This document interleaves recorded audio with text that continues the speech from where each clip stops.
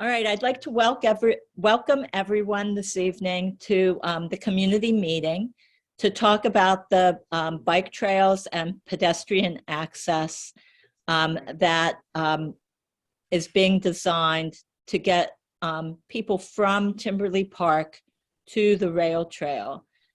Tonight we have with us Bill Rideout, who will be our presenter. He's on the board of Squannacook Greenways. We also have Joan Walkowitz and Cheryl Rideout from Squannacook Greenways.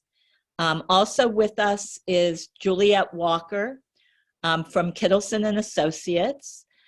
She together with her colleague Megan Morrow have been working on the concept for the bike trails from Ash Street to the Harbor Lights. And she will be answering any questions that we may have. So Kittleson and Associates is funded through the Bar Foundation. MassDOT engaged the Bar Foundation to provide planning support for towns like ours that don't have community planners. So welcome, Juliet. We like working with you. And with that, I think I'm going to turn it over to Bill. He's going to present the design and go over the ins and outs and reason whys and the things we're thinking about. So at the end, if you're not present here to provide us with input, Bill's email is there, and you can also email me, vcal@townsendma.gov. So thank you, and Bill, it's all yours. Great. So we really are looking for public input. So obviously, if you're not on the Facebook, if you just see this on TV, or Dave will be posting it as a YouTube video later, feel free to respond. But we are running on a pretty quick time frame, so respond as soon as you see it. So there is my email, rideout01469. for familiar to everybody in Townsend @gmail.com. So why are we having this meeting? So back in May 2021, in the depths of the pandemic, Townsend won $183K for the Shared Winterd Street and Spaces grant. And the grant was written originally to focus on Townsend Center and improving the walking and the biking conditions in that region. And also to publicize some of the open space resources, and also to improve some connections to the new rail trail, which at that point was very new. It had just opened a month or so before that. So probably a lot of you from Townsend have seen all the work that's been done already on this project, but let me just briefly review what we've done here. We have Bow Street here by McNabb's, from Highland Street to McNabb's, that has now a bike lane in one direction, in the direction opposite to the traffic, because it's a one-way road. So that has improved bike access to the rail trail. We have a bike. What's the name of this street over here, Joan? Sorry, I'm going to jump you in here. Sorry, I had to unmute. We call it Highland Street Extension. Okay, so Highland Street Extension also has a bike lane. And most directly serving the rail trail here on Depot Street, it is now fully a one-way street the whole way, and there is a bike lane allowing people to go opposite traffic. So you can get from the center town directly to the parking lot for the Squannacook River Rail Trail, which is right off Depot Street. So some really important improvements for accessing the rail trail were done with this grant. In addition to that, there's a lot of signs up that point to the various features in our town. So a lot of this grant was focused on getting people out and getting people recreating during the pandemic. And so the question is, why are we having this meeting? Well, the bottom line is, after all the work was finished, we still had $27K left in the grant. And we also have $50K in ARPA funds that we were allocated to support connections to the rail trail. So basically, like most towns, we don't want to send money back to the state. We wanted to see what else we can do for our town with that money. Now, the grant had an expiration date, which has already passed, but our chairwoman, Veronica, and the working group have really worked hard to get this grant extended so that we can make use of this money for our town rather than passing it back to the state. So we had to relatively quickly come up with an add-on project that would make good use of the remaining funds, be in the same spirit as the initial grant so that the state would approve it. And so one of the things we did is we looked at the population density map of Townsend. So here's a map of Townsend in yellow. The big dark blue spots are the largest population densities in town. And as you can see, the original grant was focused on the center of town, where it is indeed the largest population center in town. Another large population center is Timberley Park, which is that development, which is the blue bob on the bottom right of this map. And so we thought about using some of the money to improve the access to the rail trail now, especially now that the rail trail goes almost all the way to South Street and Townsend Harbor. So I'm going to talk about what we're hoping to do. So the project we selected was how to improve access from Timberley Park or the general area to the rail trail. Now, there's not a huge amount of money left, so we tried to really scale the project such that it would match the available funds. A lot of people, not everyone, but a lot of people coming from Timberley Park would come from Ash Street, turn right onto South Harbor Road, go along South Harbor Road, then come to a stop sign. At that point, they would have to turn left and go down South Road and come to the intersection of the State Highway 119 with South Road. So the person we actually had in mind was a younger bicyclist, not a child, not a young child, but old enough to bicycle, but not old enough to drive. And how could we help him or her feel more comfortable accessing the rail trail from Timberley Park? So not being highway engineers ourselves, we again turned to Juliet and Kittleson's Associates because of the excellent work they had done in the town center. And especially since the excellent price of the Bar Foundation paying for it was particularly attractive, but both things were attractive to us. And we basically laid the problem out before them. So much of the rest of the talk will be what they did, but of course I'll take some of the credit for it. But if any difficult questions are asked, I will pass them on immediately to Juliet. So what are some of the options that you have in your toolbox, given you don't have a huge amount of money, but you want to improve existing roads? So the sort of the lowest level thing is something called a SHAROS, or shared lane marker. And this you've probably all seen before. It's a bicycle with little arrows there. So does it create a separate spot for bicycles? No, it's really just a warning for cars that there might be bicycles on the road. And it also is an encouragement for bicyclists saying, yes, you really are welcome on this road. This is a road for bicycles as well as automobiles. So is it partly psychological? Yes. But is it a step forward? It probably is. So a next step up using just paint is a bike lane. So a bike lane, you actually have a solid white line that separates the bicycle traffic from the main automobile traffic. The limitation here is, according to Juliet, you need 15 feet from the center of the road to have both a road and a bike lane. And unfortunately, as you'll see, none of our roads are large enough to have bike lanes on both sides. So we'll deal with that when we get to it, but that's just one thing in the toolbox. Now, if we had even wider roads, a nicer step up would be a separated bike lane. And you can see an example here in the bottom left, where there's clearly a bicycle on the side, and then there's actually some space between the bicycle lane and the main automobile lane, such to give even more confidence to a more wary bike rider. So some of the other tricks up the steel is how to modify an intersection to be more bike friendly. As I mentioned, we have that intersection at South Harbor Road and South Road that we want to help bicyclists through. And so this is something that I think Julia spent a lot of her time at, and you'll see the sort of the ideas she came up with to improve that intersection to make it more bike friendly. Other things that can be done with our limited budget is signage. Let people know this is indeed a bike lane, adds authority to it.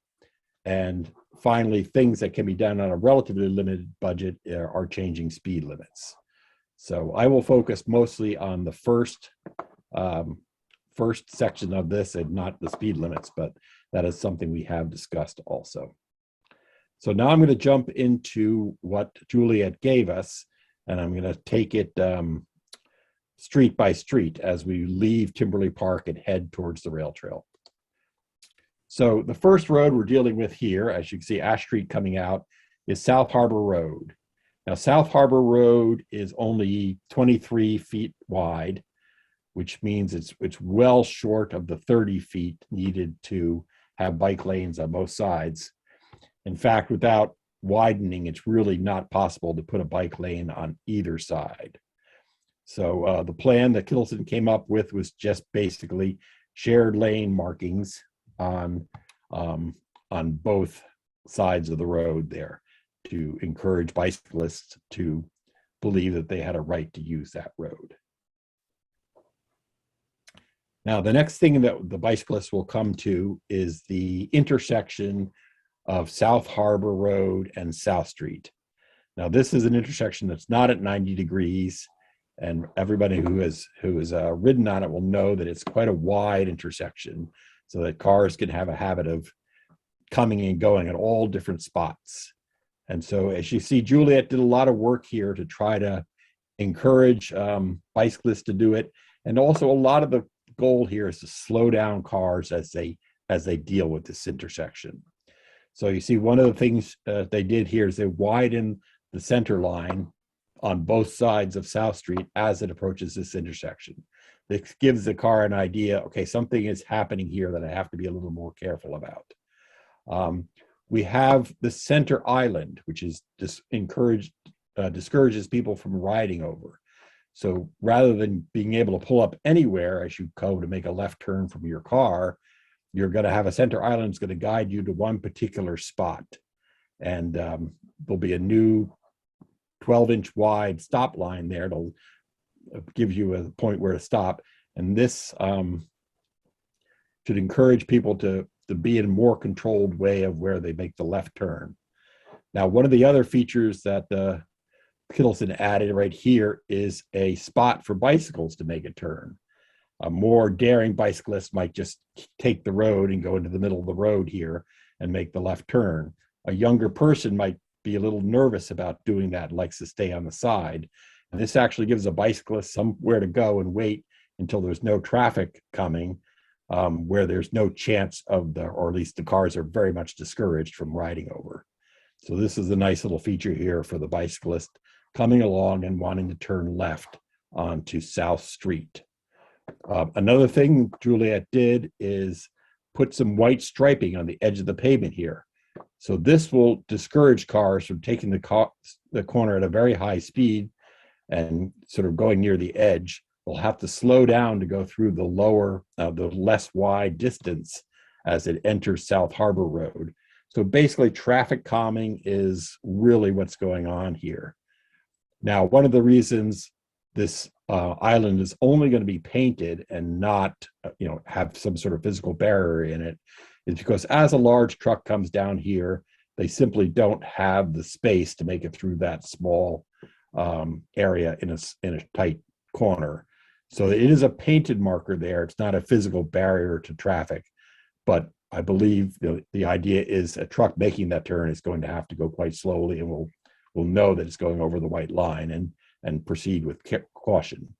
So the idea, basically all this painting is make the driver proceed with more caution, give more encouragement to the bicyclists that this is an intersection that they can handle. So this is a complex thing, Juliet. Is there anything that you wanted to jump in on? Bill, I think you captured all the highlights of and explained it very well. So I don't have anything to add. I think you captured it very well. Okay. So then let us go on to the third part of this road, which is now we're on South Street. South Street is a little wider. It's on the order of, almost 30 feet. It's 28. Some spots it is 30 feet wide, some it's 28. My fellow board member, Tim Palmer, and I can vouch for those measurements since we made them with our yellow jackets and our tape measure at the risk of our lives. Well, not really the risk of our lives, but felt like it. But so this road is not quite wide enough for lanes on both sides, although we really would like that. So we faced the choice of, as Juliet suggested, well, we could put a lane in one side or the other. So our thought is that as the bicyclist is approaching, making that left turn, having a bike lane right there would encourage the bicyclist to be able to approach the rail trail. As you're coming from the rail trail towards Timberley Park, you'd only be turning right. So we figured they might be a little more comfortable with that scenario. So we decided we really wanted to put the bike lane on the left side, basically on the east side of the road, which is heading north and approaching the rail trail, just to give the comfort to the bicyclist who has just turned left. So you see, that's what we've got here. We've got the Sharrows on the one side, and we've got a full up bike lane on this side, approaching the rail trail. This is basically going north here towards 119. One of the other features that Juliet has added is these dash lines wherever a road or a driveway comes out. So this lets the bicyclist know that, this is a bike lane, but there is an intersection there. So have a little caution. And it's also, of course, clearly lets the car coming out know that they're crossing a bike lane in addition to having to look for cars coming. So it's there to warn both bicyclists and automobile users about what is going to be occurring. So finally, we get to the rail trail. So here is South Street crossing the bridge over the Squanicook. The bike lane continues all the way. And here, a conservative bicyclist that doesn't want to take the road and make a left turn can pull up and push the button for the pedestrian crossing, wait for the light to cross. And so therefore does not have to deal with worrying about the light as an automobile or as a main rider in the road. When they're coming the other way, presumably they'll be turning right or going straight. And that's a easier task for a younger bicyclist to do than making a left turn. So that is basically the plans that we have for this particular set of money that we want to spend. But I did want to talk about it. So did I miss anything from your present plans, Juliet, before I talk about other things that we'd like to do in the future? No, I think you covered everything on our plans at this point. Okay. So going on, let's talk about our timeline. And this is mostly Veronica Kell, our chairperson's timeline here. So today is October 5th. We're having a community meeting to present draft concepts and gather inputs. At the end of my talk, I'll be asking people if they have any particular suggestions. So we have a date. We basically have two feedback circles. We have the community. Kittleson will respond to any feedback they get, and then the town will provide feedback on October 21st. And we're hoping by the end of this month, October 28th, to have the final concepts. The next few months would be the procurement process, which is, it's a town process. So you have to go through the official bidding process. And we'd like to put the paint down in the spring of next year. So that is our planned steps for completing what I've talked about so far. But of course, there's always more to be done. And one of the limitations we have is it's easier to do things on local roads because we control them than state roads. And so working on state roads takes a little more challenge. So let me talk about some of the other things we would like to do to improve bicycle access to the rail trail. So one of the issues we'd like to deal with is the fact that there is a right on red on the intersection between South Road and 119. And just to give you an idea of how this works, as a car pulls up to 119 from South Road and wants to make a right on red. So which way do they look? They look to the left because that's where traffic will be coming, to make sure no traffic is coming, and then they will turn right. The problem is, so there's a red light there, but the red light could easily indicate a person wants to cross the crosswalks. And so that person on the crosswalk would not necessarily even be looked at by the car crossing there. So the idea of right on red and a walk and a pedestrian crossing, they really don't match well together, because the pedestrian, if there's a right on red, the red light is not really helping the pedestrian because the car is going to come through anyway. So it's one of the things we want to talk to the state about, is removing that right on red so that that pedestrian access is real. Same idea with this case. As you come down 119 heading east and you want to turn south onto South Street, you come to the red light, you stop there, the pedestrian may be pushing the light at that moment.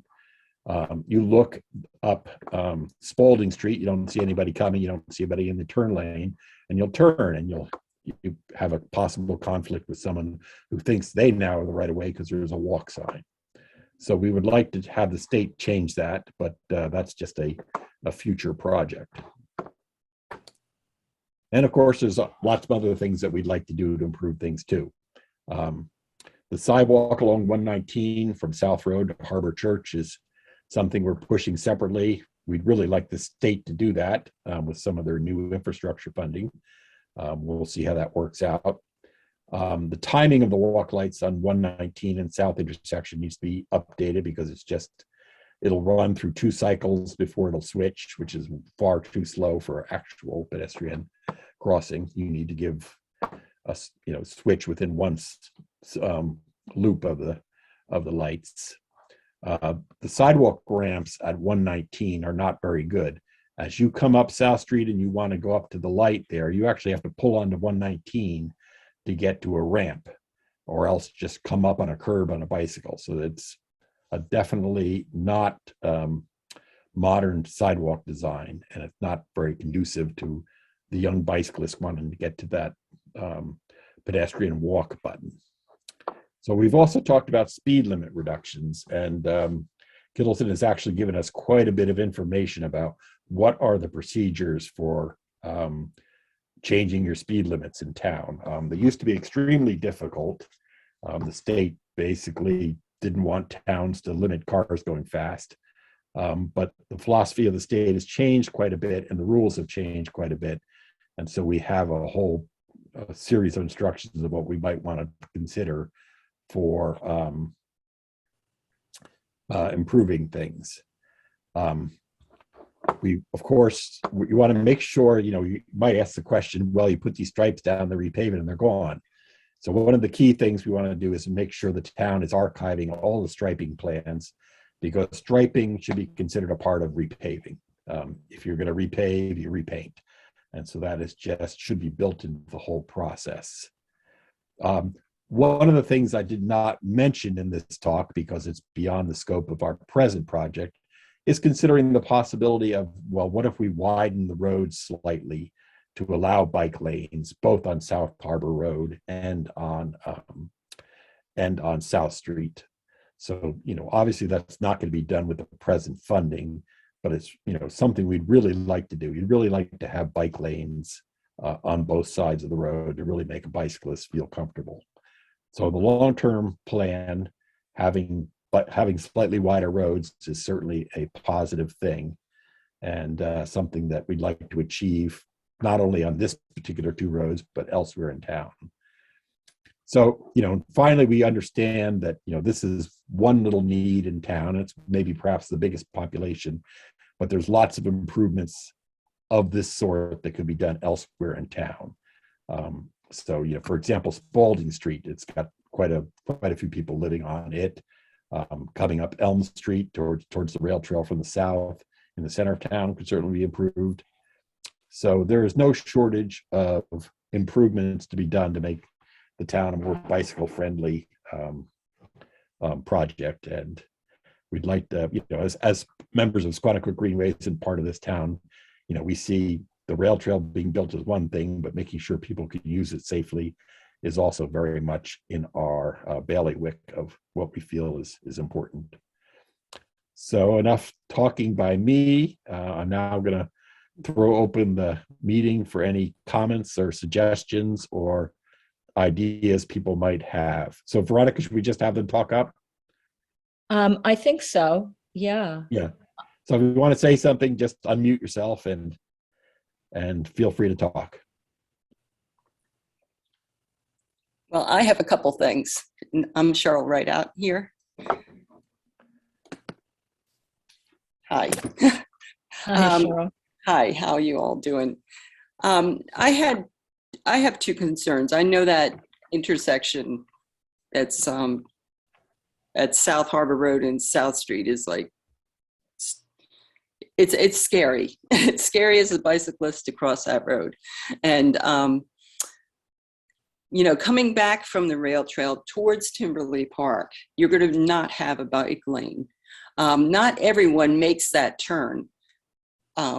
There's a lot of people who go to the next road.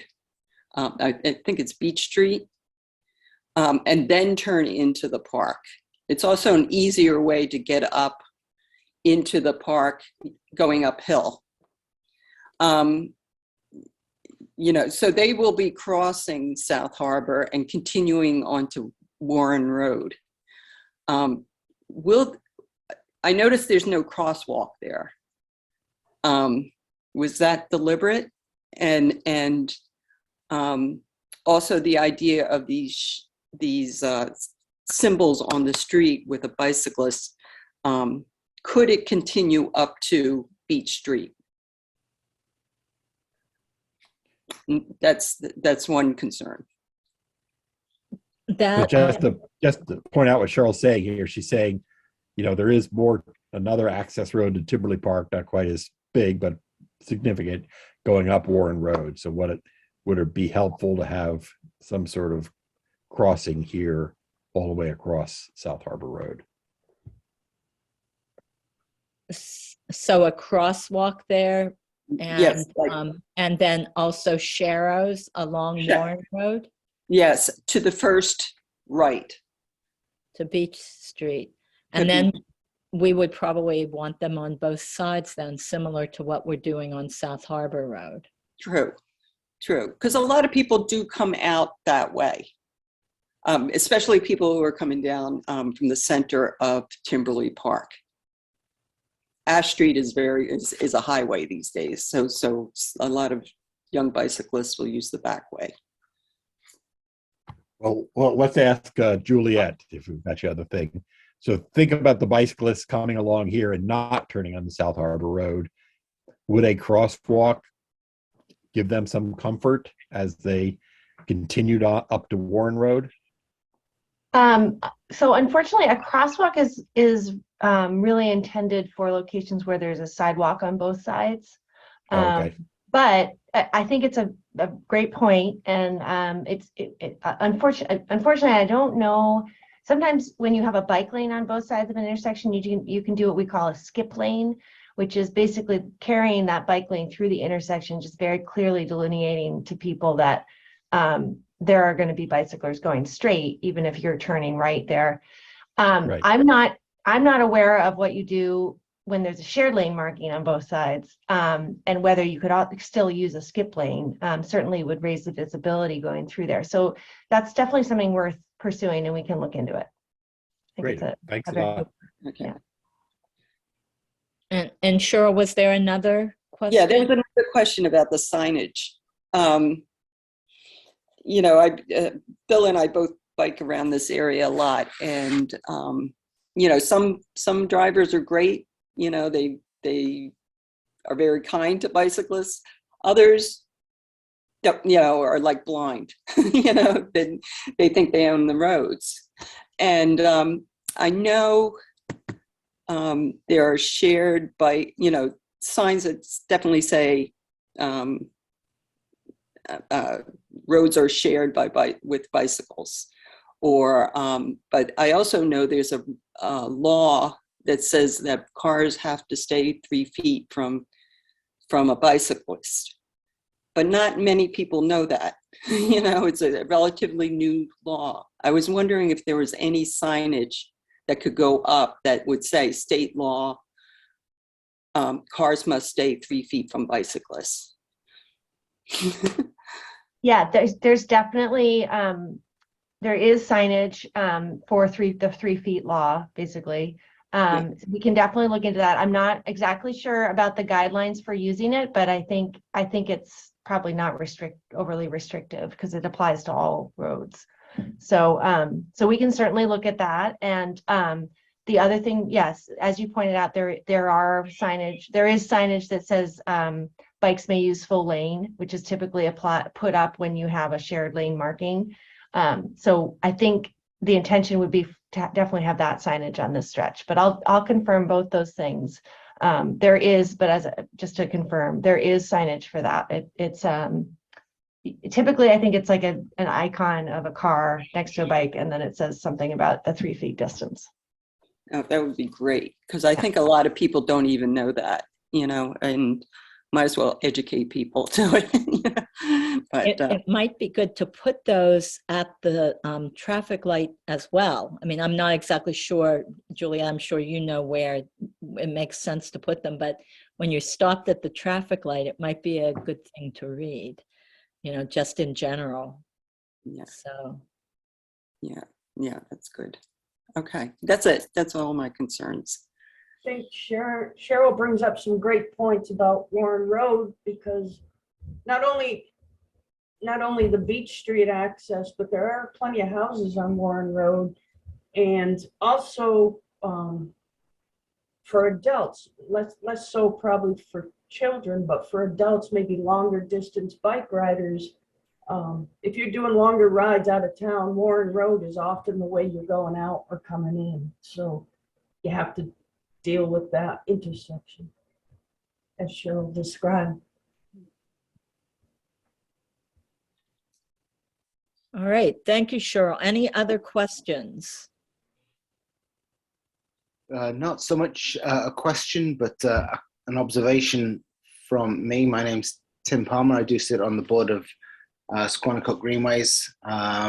Also a parent with 2 young kids, and I live on South Harbour Road. Quite frankly, getting the kids from the house to the rail trail can be terrifying with people going along the road there. So I'm so glad we're looking at the possibilities of making it safer for our kids to go down those roads. I wanted to echo what Bill was saying in terms of looking, sort of bearing this in mind as a long-term project, and as we consider how we develop our highways and our roads, building the interests of sort of alternative road users in mind when we maintain the roads, so that maybe road widening to accommodate those additional road users is borne in mind. We've got a huge population, probably one of the largest sort of population centers in the town in Timberley Park, and it seems only fitting that we give the folks that live in that area a safe way to enjoy the facilities that are available to everyone along the rail trail in town and sort of further afield. So I'm glad the town is partnering with us on this, and I look forward to hearing your thoughts. Okay, thank you, Tim. Any others? So I think with that, Bill, unless you or Juliet have anything else to add, I think we can just request that people send in as soon as possible any comments or questions. Our next meeting will be sometime after the 14th. So it would be great to hear from people. I think I scheduled them for the 18th. You know, the 14th we get back the next pass. So it would be good to have things in this week or early next week. Any comments? And those can go to Bill. His email is on the presentation, and my email is on the town website. So that would be great. And I will post the PDF of the presentation as well in news on the website. I also want to just echo what Tim said. You know, we've really had a huge amount of help from the town, and I want to thank Veronica and the team. I'm a late comer to this Shared Street team, but they did an enormous amount of work in the center of town, and it really was an impressive thing, and now everybody else wants it. So that's the problem with success, is that everybody wants it now. Oh, it would be good to have it, you know, here in town, to have the signage we need and the bike markings that we need. Makes it safer for everybody. So, all right then. Thank you very much, and we'll see you again soon. All right, thanks a Have lot. a good evening. Thank you. Bye-bye. Bye-bye.